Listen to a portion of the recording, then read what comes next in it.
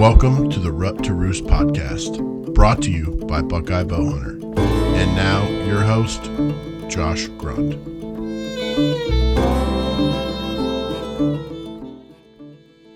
Hello, everybody. It is Josh here with Buckeye Bowhunter, and we are back with the 7th episode of the Rut to Roost podcast.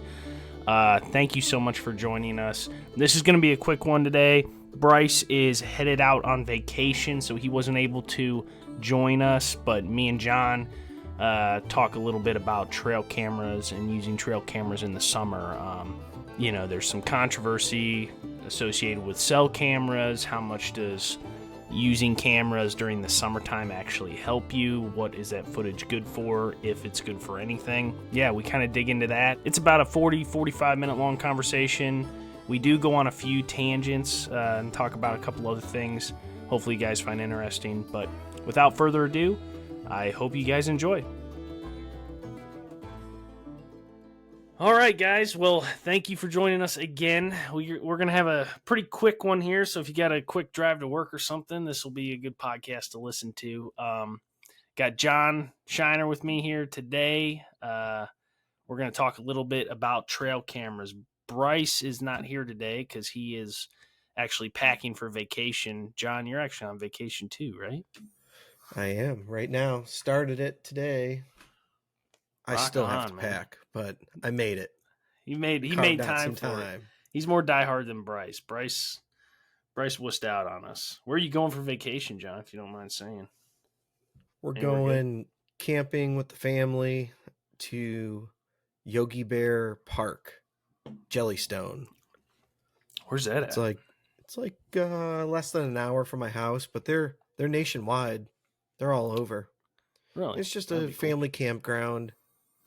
Oh yeah, that'll be cool. Should be fun. They've got tons of activities. It's kind of geared for the younger kids. Yeah, they got like crafts, a pool, all that kind of pond, stuff. Water sports stuff. They do, they project and play movies at night. Kids movies. Oh, I got you. So, well, that'll be fun, man. How much of a vacation it's going to be for me, other than watching my kids enjoy. Well, that's. I think as you become a dad, that's probably about all you get anymore. You know what I mean? I haven't gotten there yet. Exactly. But, no, it is. Well, cool, man. Yeah, Bryce. I don't know. He's going camping too somewhere. I'm not sure where he's going camping, but I'm excited. All you guys are on vacation. I'm not. I'm still hard at work here. But we're gonna take a break. You don't make any money. Yeah, right. I'm going to take a break from work here for the next half hour, and we're going to talk about trail cameras. So me and John were talking about maybe getting into talking a little bit about summer trail camera tactics, kind of, what the point of it is, some tips that we, maybe have to kind of share with you guys, how we get pictures of bucks and stuff throughout the summer. And if we want to dive into a little bit of, early season or actual in-season trail camera tactics, if we got time, we can do that too. But John, I don't know if you want to start. You got trail cameras out yet? I've got some out.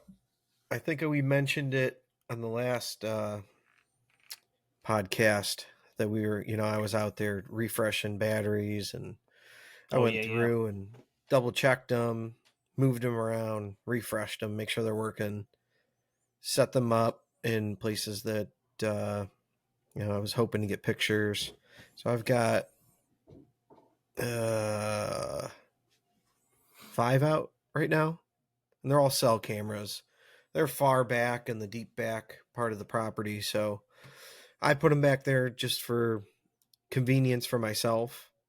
They're there. They're full of batteries. I got them lithium batteries, so they should last through the summer and that's what I was going to ask. Early part of the season. Do you use the lithiums? Absolutely, yeah. Is it worth it? I think so. The lithiums just last longer. But I guess the deal is if you've got a solar panel, you're going to want to go with alkaline. Really? Yes. So So last time we were talking, I hadn't had any trail cameras out yet at that point. But now I have, I think I have 5 out now. And they're all cell cams too. And I was literally standing at Walmart looking at alkaline batteries and lithium batteries. And I'm like, I'm just going to go with the alkaline. And one of my cameras, I dumped corn piles at 2 of my cameras. One of them's dead already. 2 weeks, dead. I don't know. I took so many pictures. Yeah. So the other ones are still. Don't do it. Yeah. But I guess talk about, if you want, we can both talk about like where we put them or something. If you want to talk a little bit about, Sure. Where you got I put them in. What made you make the decision or whatever? So one of my cameras is on the back side of the property, and it's right butted up against a farmer owns the piece behind me. And really, I put a camera there kind of looking at a little nook into my side of the woods, and it's overgrown. It's not very big. It's maybe 40 yards at its length and 25 yards in depth, but it parallels the guy's field. And I put it there kind of looking down that line of the crop field and edge of my woods. And really, I'm just I put it there because the deer like to, hang out there before it gets dark and then head out to the field. So it's a little staging area. But I primarily put it there, and I wanted it up and running. Hopefully the farmer doesn't care, but I'm monitoring what he's doing, what kind of crops are going in, what the deer are doing when they get out there, if there's other people out there walking that tree line. So that's one of them. Another one's in a bedding area that I've gotten historical photos. So I'm just kind of monitoring that bedding area. I know last year I had one of the bigger bucks I've had out there bedding there, and it was fun. It was exciting to look at my phone and, it's, getting dark here in an hour. He's up and he's moving out to the field, just like clockwork every day. It's pretty cool, right? His antlers grow in velvet, and it's fun. Yeah, it's great. It gives you something to do. It gives you every morning. I wake up and I'm like, "Ooh, what's on the camera today?" Yes.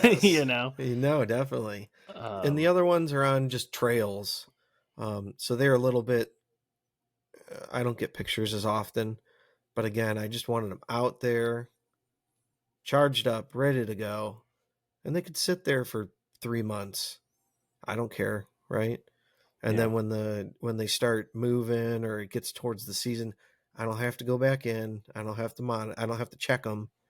I know all my card cameras, they're all sitting in the basement. I'm not putting any of them out until it gets closer to the season, just because the pictures that I gain from them, it's summertime. It's not going to matter when it gets down to the nitty gritty of the hunting season. It's just more for fun. Yeah, I was going to say, how much stock do you really hold in any information you get? Like, it's Not fun, right? Not a lot. Yeah. I'd say it's fun. That's all it is fun. Yeah. I'd say I'm the same. Yeah, if you're getting any information, you're kind of learning about some of the bucks that are utilizing the area, and kind of taking that inventory early season or before early season. But, in my experience, a lot of the times the bucks that you're getting on camera all summer, you end up not even seeing them. You may see them a little bit in the rut. You may get some pictures of them, cruising through. But, summertime habitat that bucks prefer tends to be a lot different than what they prefer in the fall. So, yeah, I kind of agree. It's just for fun. But I do kind of take it seriously in the fact, like, I do want to know what bucks are kind of using some of those farms, right? Just in case one tends to stick around, because every once in a while one will. It's a proof of life. It's a proof of life that you've got a nice one or 2 or 3. And you're right. Maybe you get pictures in one area and you're like, wow, it's a great deer. Well, come the season, you're going to put out other cameras and really start honing where you're putting your cameras. He's going to move. Oh yeah. So hopefully he doesn't move, 2 miles away, but maybe he'll move to a thicker area or closer to a food source or somewhere he feels safer. When the leaves drop, the whole entire environment that he's living in changes. But, he was there at one point, Yep. And, I can think of maybe 1 or 2 bucks. I'm thinking of one right now, Curly, that I had pictures of. This was probably 2012, something like that. I was in college, I think. I had pictures of him all summer, and then I probably should have killed that deer because I had pictures of him all through September, all through October, all through November, daylight photos. But that doesn't happen very often, right? No. Are you made a good point. You made a good point. When you have cameras and they're out, dark pictures don't particularly mean much to me either. When we kind of get into the heart of hunting season, 1 o'clock, 2 o'clock, midnight, they don't mean anything to me. Yeah. It's the daylight pictures. Daylight pictures are the money pictures. Yes, that's what you really want to see. Yep. And, dark pictures or like pictures Proof in the of life. summer, if we're, proof of life. But what it also does is what nobody likes to talk about when it comes to trail cameras, John, is, I don't know about you, and this is probably the wrong way to look at things. And, maybe at some point in the future, I want to take a year and just be like, you know what? I'm cold turkey. I'm not hunting with trail cameras this year. But if I don't have pictures of a big buck on camera, it's like I'm bummed. It's like I'm like, why go out? Like I still want to hunt. I want to, get meat in the freezer and stuff. But you lose a little something when you don't think there's something out there for you to chase. You know what I mean? And that's another thing that the fun aspect in the summertime is getting big pictures of big bucks is fires you up, right? You're like, oh yeah, ready for the season. Even though September 15th hits and they all hardhorn disappear and gone. You never see them. It gives you that kind of natural energy to go shoot your bow. Make sure it's really dialed in. Hey, you fantasize driving down the road. You're like, if I get my gear all dialed in, man, that big boy's still hanging around. I'm going to get him. It fires you up. It gets you excited. It gives you that energy to take the extra step. Yeah, exactly. And like you said, it's fun. So you got cameras on trails. Those trails you said are leading from bedding to food out to that farm field you were talking about. Is that right? So I've got 2 in bedding areas, 1 on the edge of the field, and then 2 on trails that I've historically gotten pictures of, bucks traveling. So really, though, like I said, right now I'm not getting what I want picture-wise, but I don't care. In summertime, it's fine. They're there. I don't have to go tend to them. Mm-hmm. And that was the whole point. Get them out there. Check that off my ginormous list. They're there, ready to rock and roll. Let them soak. Yeah, they'll produce at some point if they're out there long enough. Oh, for sure. No, I know the weather's going to change and they're going to be in great spots. But, I just wanted them out there, so I'm not putting ground scent. I'm not tending to them. They're just going to be there, ready to go. Yeah. I know I've got another camera coming out of a clear cut from my neighbors. Interesting. We'll have to dive into this more. I know exactly what camera you're talking about. You had a few really big bucks on that camera last year, this time of year, didn't you? Yeah, and even just maybe to get a doe, I think it's interesting that in that clear cut, almost daily, maybe a couple of times a week, I'll get pictures mid-morning of a whole doe group up and moving out. And it's interesting to me, and I think we kind of talked about it, that come 10:30 to noon, I'm getting pictures like daily. It's odd. I've never had a situation like this, but it's intriguing. I can go hunt the morning at a different area. We're talking mid-season or early season even. Getting out at 9 o'clock and heading over there and trying to cut that group of deer off mid-morning. I think we're gonna give it a shot. Sounds interesting. Sounds fun. And I think the reason if you get those pictures there, that we came up with it, yeah. Go ahead. It's just I've never had a situation where it's mid-morning routine that they're moving, and I think you were saying that go ahead. The wind shifts on them. Yes. And they don't like where they're at. That's right. And they want to move to improve their situation. I remember now. Yep. So that's a thing that bucks and does will do that I've seen before, and I've seen that on cameras, and I've seen them do it in person, especially in like hillier country in southern Ohio and stuff. When you get that wind shift, if they're not on the right side of the hill, or they're not, now all of a sudden the wind's coming across that open area and they can't smell anything in the thick stuff behind them. If they got their back to the thick, they're in a compromised position. So they're not going to sit there. They're going to get up and they're going to adjust. That's why, a lot of people say, those big bucks, they're nocturnal. They just sit in their beds and they don't move all day. Like, that's bull crap. That buck is moving somewhere.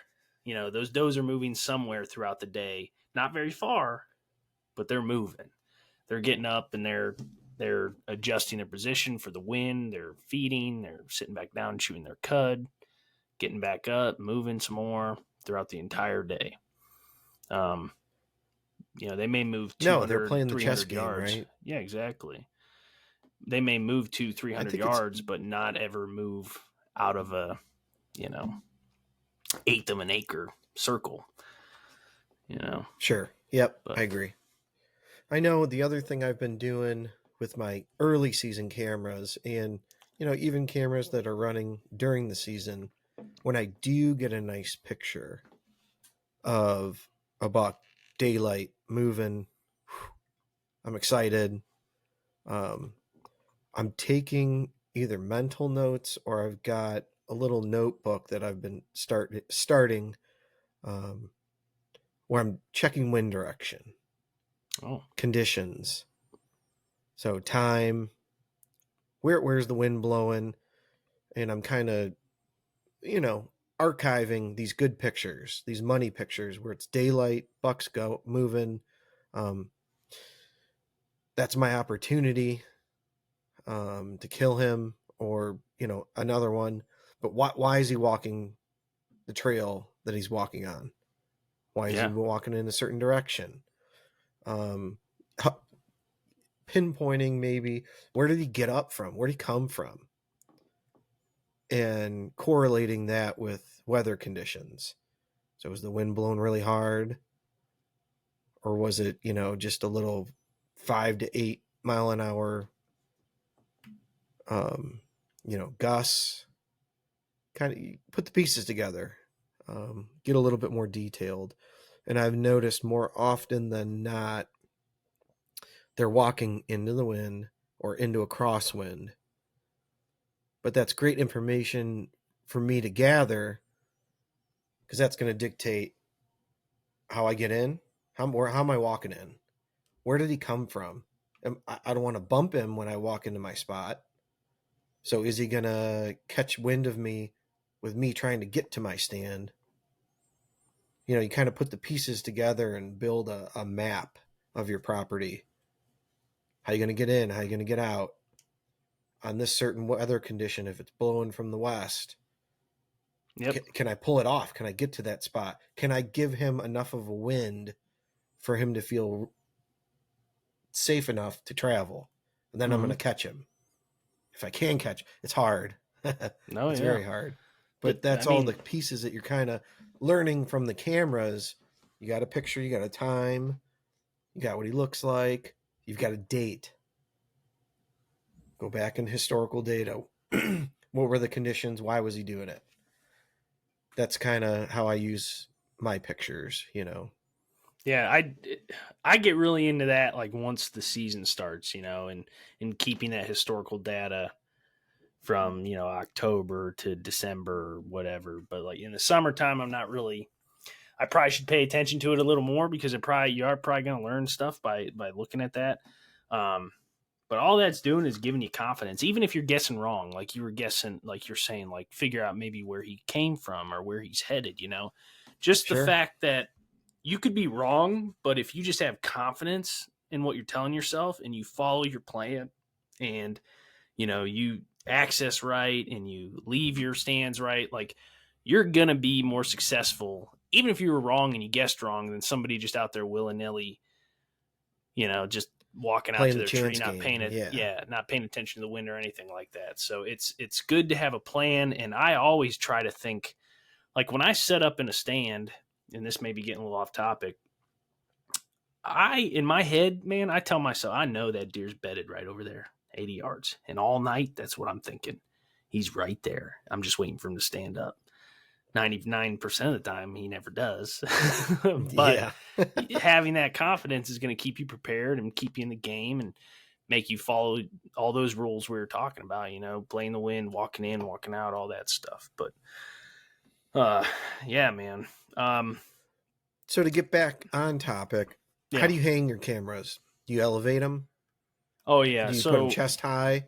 Have you ever put one ground level, like on a stump or something? I have not. I usually try to put them about eye or head height, so 6 foot, something like that.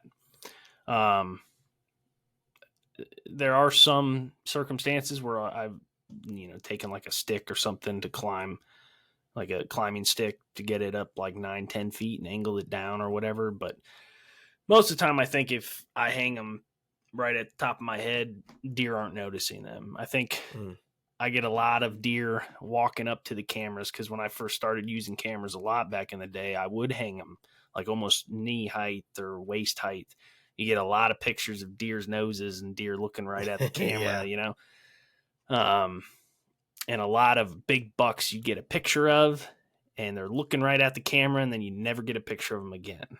Yeah. I noticed that doesn't happen as much anymore. It still happens. I'll still get deer every once in a while looking right at the camera or something, but it doesn't happen as much anymore when I hang them at that height above a deer's like initial line of vision, I guess.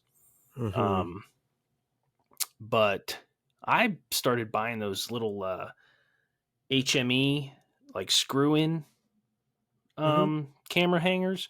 Started using those instead of the straps, and you can just angle them so much easier instead of having to put a stick behind it or, get it perfectly balanced and all that stuff. Those things make your life pretty easy. You just have to have something to get them started because the actual screw is a pain in the butt depending on what kind of tree you're trying to screw it into. But they're cheap. Yeah. They're like $7 for like 3 of them. I may have to invest in a couple of those, give it a shot. Yeah, they're just cool. Pretty much just screw your camera right onto the mount.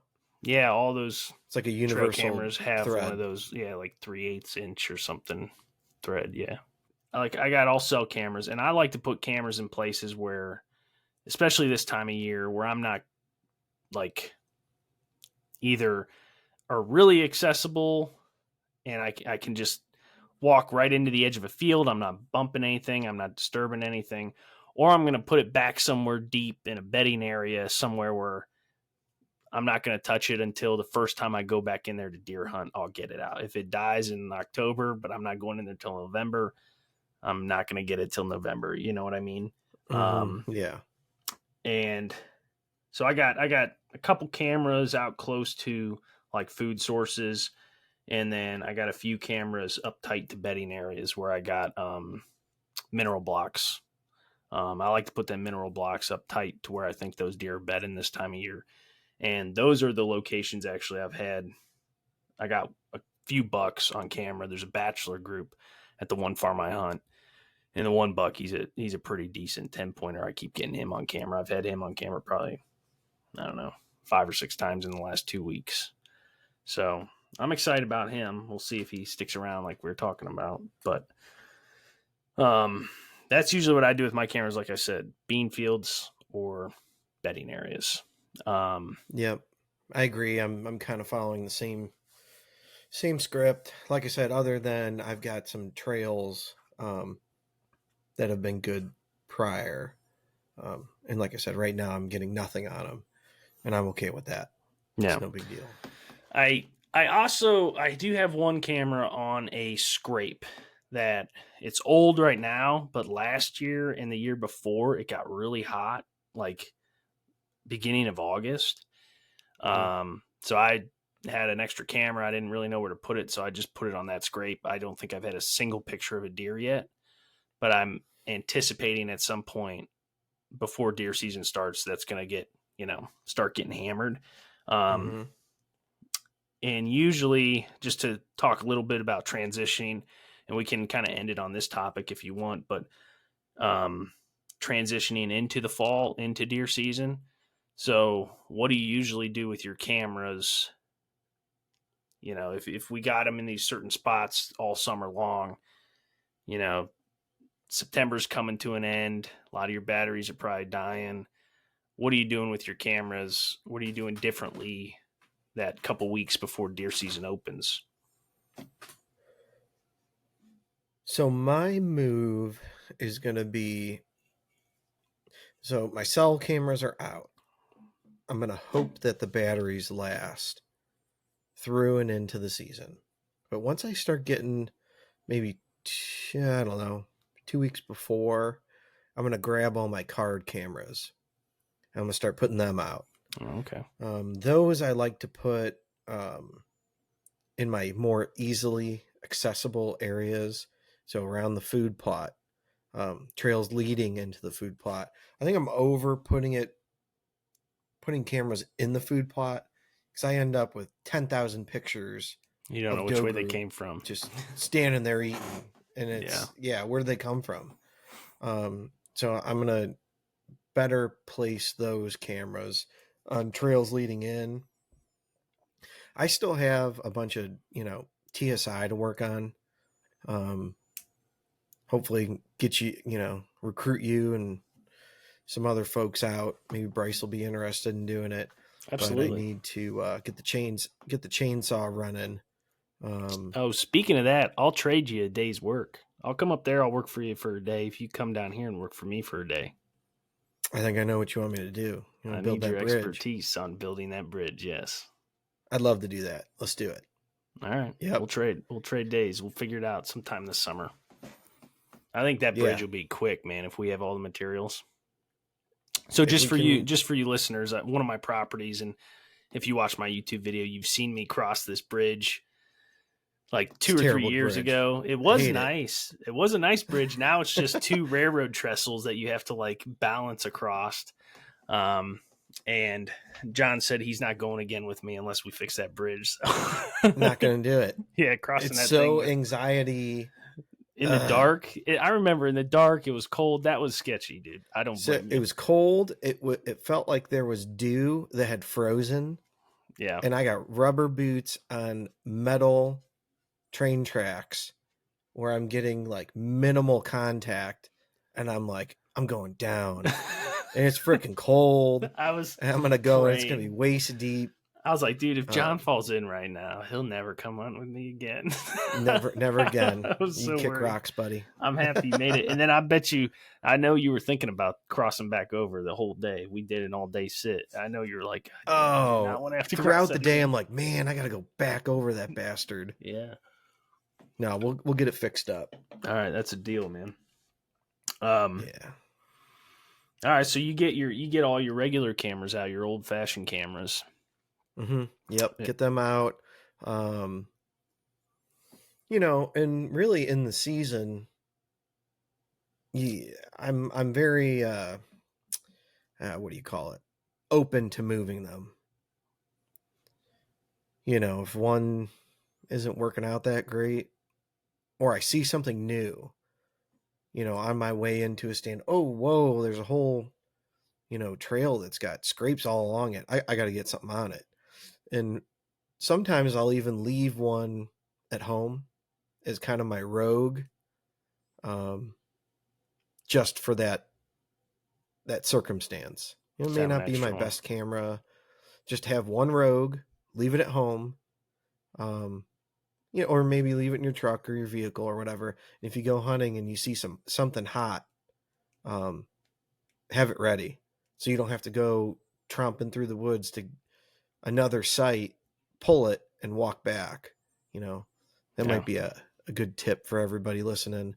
Have one as your Rogue throughout the season, and if you see something hot, you have it. It's ready. That is a good tip that way, because I know what I end up doing throughout the deer season is like, I'll have 8 to 10 cameras, right, and they're all somewhere. Well, I don't have one where, you always have like 2 or 3 where you're like, I don't even like where I have it, but whatever, you know what I mean? And then you find a spot, you're like, oh, I need a camera for that. Well, now I got to go drive to another farm to get one of those cameras that I probably shouldn't have even put out to begin with. Grab it, drive back. Yep. It's a pain in the butt. So just kind of having one of those, if you got an extra camera and you're like, do I really need to put a camera here? I'm not very convinced. Maybe save it. It's a good tip. Save it. Keep it as a Rogue. Because really that hot sign is really going to, that's what I'm going to really focus on this year is the sign, from our turkey videos and just last year, the year before. The cameras need to be in good spots. I know we talk a lot about historical data, but you have to blend all these tactics together to get your outcome.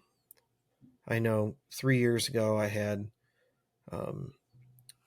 historically had all my cameras out where they're at, and I was walking back and a tree had fallen and it changed up some of the paths of the deer. So I had to walk around it as well.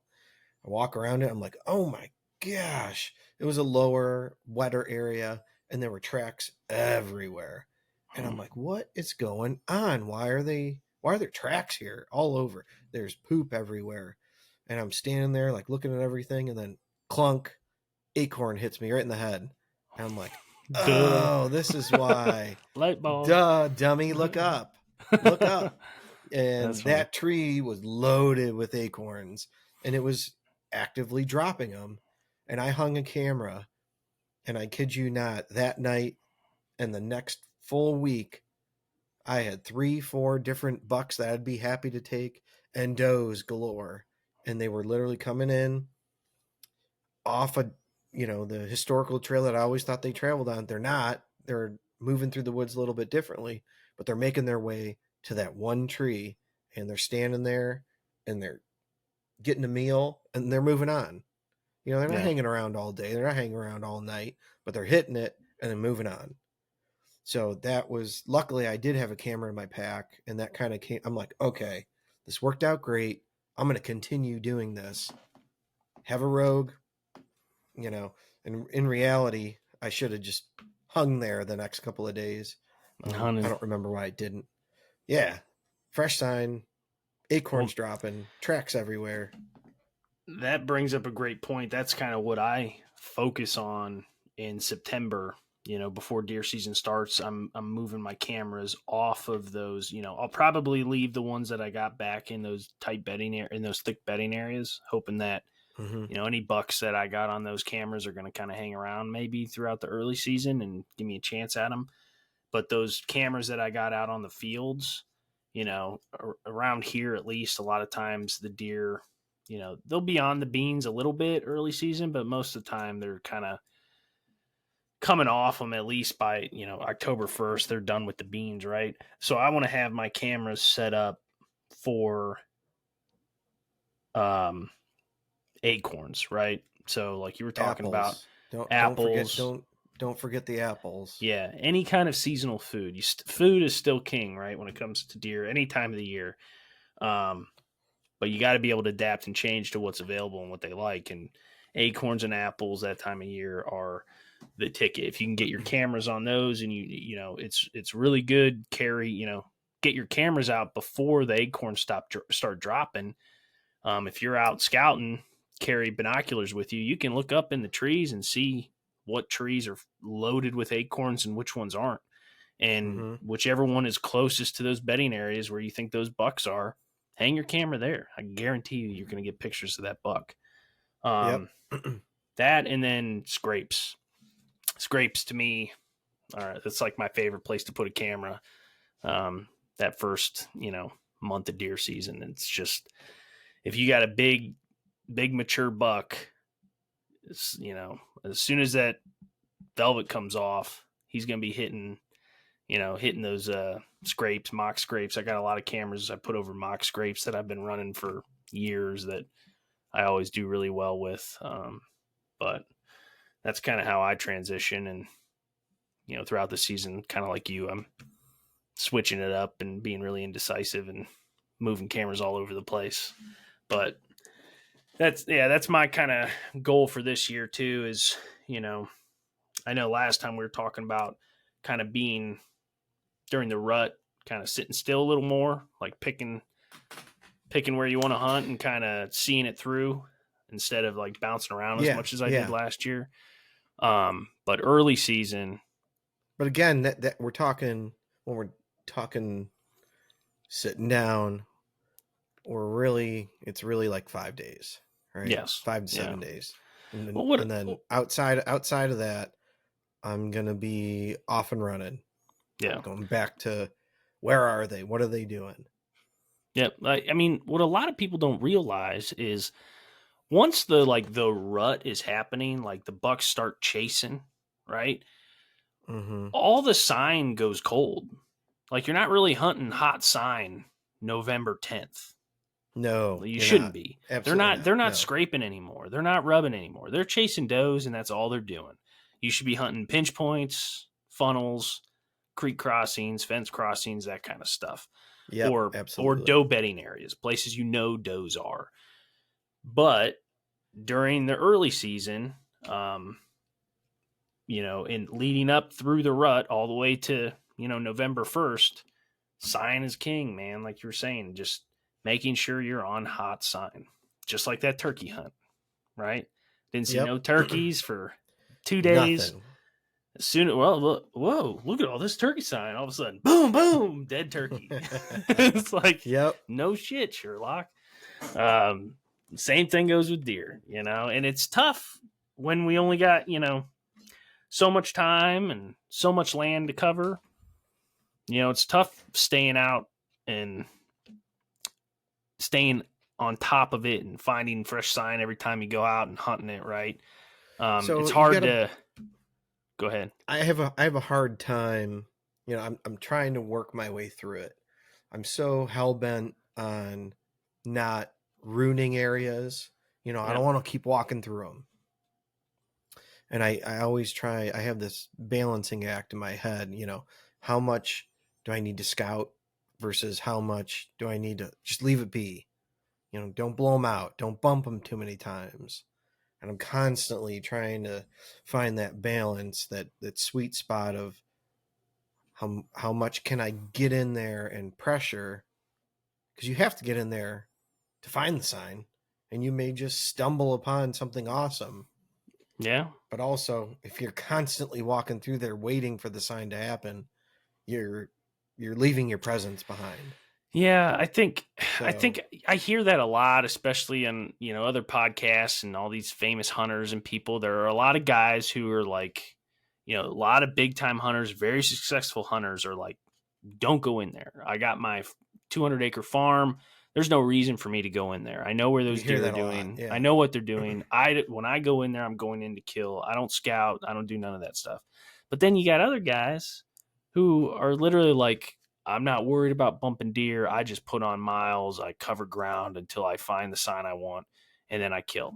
And guess what? They all kill big deer all the time. So yeah, I somehow at the end of the year, they were like, "Oh, look at the one I shot this year." And it's like, oh, you guys had two opposite strategies, but you still came out on top. Yep.